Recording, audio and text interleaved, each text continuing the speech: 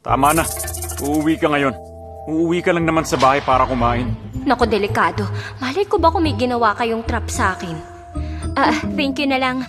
Yung pagkain pang mayaman doon, hindi ako sanay. Hirap din kasi ang katawan ko pag busog. Dito nga, solved na ako eh. Ba't ka ganyan? Sa grades mo, makakapasok ka sa top school. Ba't hindi mo gamitin yung oras na to para umuwi at kilalanin yung anak ng mga Miller? So yun pala ang plano nila. Linda, ibig ko lang sabihin... Ano? Patapos na ako sa senior year ko, tapos gusto mo ako mag-drop para lang sa date? Dahil ba mayamang pamilya sila, iaalay mo lang ako basta-basta? Ibebenta mo yung ano? Hindi yun ganon. Huwag kang maingay. Di pala yun ang sinasabi mo. Di babalik na ako sa pag-aaral? Ay, Linda. Alam kong galit na galit ka sa amin. Pero pag sumama ka pa uwi, kahit anong gusto mo, papayag kami ni Papa.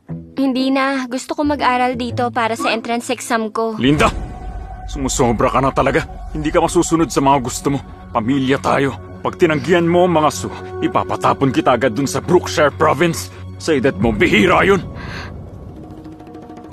Kung babalik ako sa Brookshire para mag-exam, hindi na nakadepende sa iyo yung desisyon. Hindi ikaw ang masusunod. Anong sinasabi mo?